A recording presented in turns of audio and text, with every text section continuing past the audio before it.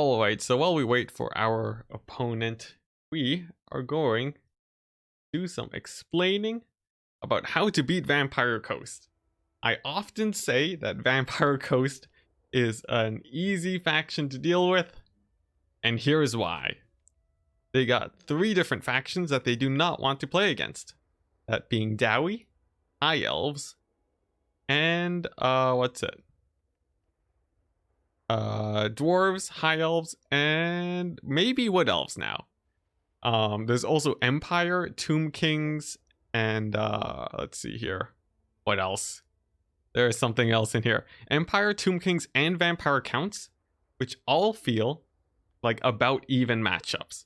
I think I figured out Empire to bring it to about 50-50. But versus a lot of opponents, you can do pretty well there. Now, the main weakness of Vampire Coast is, of course, if you haven't heard it yet, it is archers. So let's start off archers in high leadership too. So we'll start off with the Dowie and go over a pretty standard build that you would see versus the Vampire Coast. So with the dwarves, you don't have to worry about scurvy dogs. So what can Vampire Coast actually do versus your archers? Not much really. So the Vampire Coast, for them, their main options here are Sirens, Depth Guard, and Mourngulls. But Sirens are ethereal, they do less damage versus dwarves. Depth Guard have low HP, so they'll die to Quarrelers. And Mourngulls will die to Slayers. So all you gotta do to deal with that is take something like 4 Slayers, a bunch of Quarrelers, maybe even some Rangers too, and then something to hold the line versus Sirens. That can be Longbeards, and Sirens will be fighting Longbeards for about 3 minutes before they actually break through. So with just a base setup like this, Vampire Coast has a pretty hard time. Even better, you take the Peak Gate Guard, and they have magic damage. That means these guys will delete Sirens like nobody's business. You just rush them in and they'll kill them. Let's see here. You can also do something like this. You can take some AP for crabs, and just the cheapest lord on the market, or even something like Gromvrindle. Luther does not have enough ammo to beat a build like this. And you just walk up to the coast, you focus the Depth Guard. Oh my gosh, Sotek. Well, thank you very much for that. I'll get back to that after the tutorial video, but geez, thank you very much. Anyways, wow, that's a lot. Thank you. Anyways, you got Quarrelers, which will focus Depth Guard. You have Peak Gate Guard for Sirens. 1 unit of Thunderers is fine for crabs, since we have 4 Slayers, and a bunch of infantry to just march up and take down all of the Vampire Coast units. A build like this will do you pretty well. Vampire Coast does not have a lot of options like this, and you'll just run them over. Even better, if you're worried about artillery, you can throw in like 1 or 2 cannons, but dwarves are strong enough to beat Coast. So on that front, this is really nice, especially the Slayers, since they're unbreakable. Following up with the next most difficult matchup for Coast, at least in the previous meta, we have the High Elves. So the High Elves have much more vulnerable archers, but they still do just a ton of damage. If you look at, let's see here. If you look at these archers over here, they have 180 range. Compared to Vampire Coast, what can actually threaten those archers? We have handguns, who do not have enough range, and we have zombie bombers, who march up too slowly towards archers to actually kill them. So Vampire Coast really only has deck gunners and mortars to kill high elf archers. And for mortars, you have stuff like a Lithanar.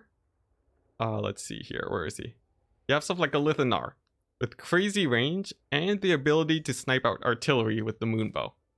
Not only that, you can take bolt throwers, which do well against Vampire Coast artillery, and they even kill deck gunners quickly. So we already have just a ton of strong counters to the anti-archer tech of Vampire Coast.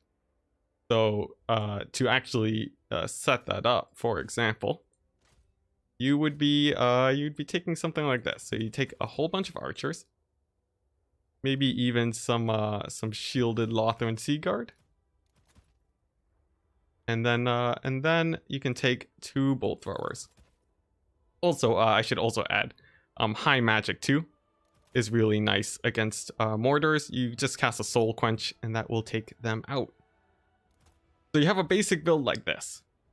This build can shoot bombers to death, it can shoot handguns to death, and it kills deck gunners and mortars. But of course, Vampire Coast can adapt. They can push in and play more aggressively with something like Mourngulls, or they can rush with Sirens. There's also Rotting Leviathans that you have to deal with. So all you gotta do for this build is just adapt it a little bit to deal with those threats. You can see the base army setup here is really cheap. We still have 4,000 gold extra. So to deal with crabs, you take a metal caster, and all you gotta do is overcast Plague of Rust on the crabs and shoot them to death with archers. This will basically counter Rotting Leviathans. So that's out of the question. It's absolutely no problem. So next up is Mourngulls. How do you deal with Mourngulls? Well, you can cycle charge them with Illyrian Reavers. And we've already set up some Lothran Sea Guard to just tank the front line if they do charge in. After that, a bunch of archer fire will shut them down. There's also scurvy dogs too, but that's why we have Illyrian Reavers. Let's see, for Sirens, I wouldn't recommend Sisters of Averlorn for magic damage. Instead, I would choose between Alithanar and Alariel, since she has, what's it? Where is it? Here, she has the Boon of Isha, which gives magic damage in an AoE, which almost hard counters Sirens. So depending on how far you want to counter in each direction, you have options. Choose between Alithanar or Alariel.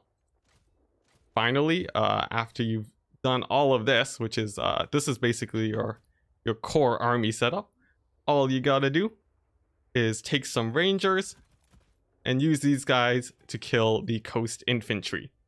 Since basically everything on coast is unarmored, at least on their infantry front, you take these guys and they'll do really well. Just don't let them eat bomber fire. And High Elves is no problem. There's Empire 2, which is and now we're going into the more even matchups. We also have Empire. They play much like the High Elves. It's just instead of bolt throwers, they take great cannons. After that, it's Huntsmen, which come with their own AP to kill crabs. And of course, you have fire magic to deal with the mages. Now, one of the main downsides with Empire, though, they have these pseudo rangers too. But one of the main downsides with Empire is that their cannons do not kill deck gunners like bolt throwers do, which is a problem, and that is why my recent Vampire Coast builds look like, let's see, where is it? Where is it? It's right here. Yeah, my recent Vampire Coast builds look like this. So you have 3 deck gunners, and cannons won't actually do too much damage to them. So that's why this matchup is a little bit more even. You need some way of shutting down those deck gunners. Because you might be able to kill mortars, but that is not enough.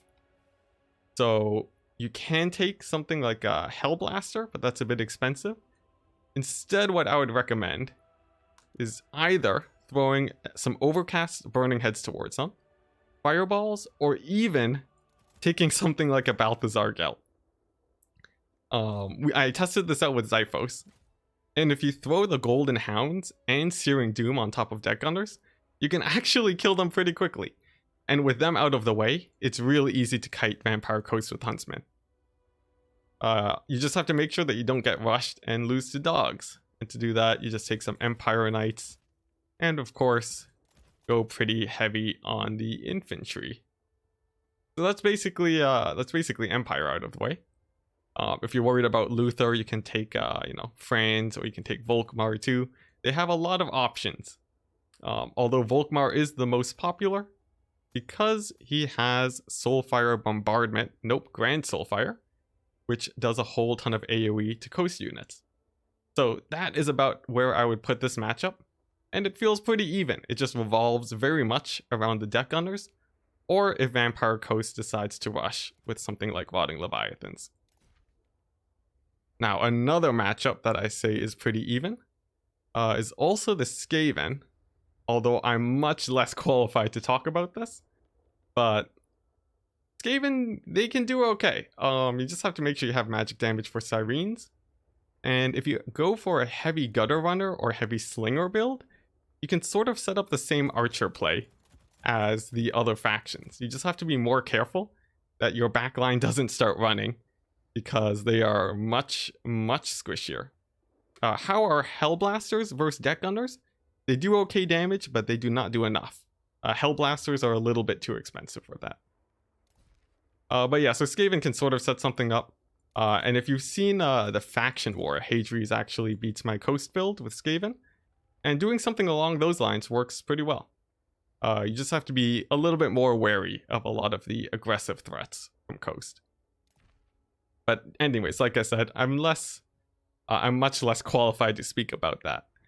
Now, what I am more familiar with is the Wood Elves. So if any of you guys have seen my Faction War videos, you would know that I have played Coast against Felcon's Wood Elves. I played it against Zyphos' Wood Elves with pretty good success. And what you see is I will usually have a build that looks like this. In fact, actually, I think I have it saved here. So as soon as this massive list of army loads up, and scroll down, and we can see Vampire Coast versus Wood Elves. So an army like this in the previous patch meant that Wood Elves would not really be able to skirmish against you. Deck Gunners are basically Giselles, and they're definitely a threat. Oh, actually, it looks like Even Star might be messaging me. So we'll take a quick pause to see if we can find him. At Even Star. Ready? Okay, anyways, where were we? So we have Deck Gunners who are extremely good versus Wood Elf skirmish builds. You just have to be careful not to run out of ammo. And then this is pretty strong. You have a bunch of Scurvy Dogs that do 1,000,000 damage to Wood Elves. So why is this matchup even? Well, I will say, if you look over here, what Wood Elves can actually do is play an aggressive skirmish style. So you can take something like, some Way Watchers to kill crabs, some Deepwood Scouts to shoot at Coast Infantry. You take Glade Riders to deal with Scurvy Dogs. You can even take up to 3. And then, let's see, just take like 1 or 2 or 3 Dryads for magic damage against Sirens in case you get rushed. Now, let's see, I think I had something else here. What was it? Oh yeah, and then you take 1,000,000 Glade Guard with Hagbane tips, and now you have a very nice skirmish build versus the Vampire Coast. I even have a game on this in one of my quick battle videos, where you rush aggressively with your range units, pick off the Deck Gunners, and then pull back. And you guys will be noticing a pattern here.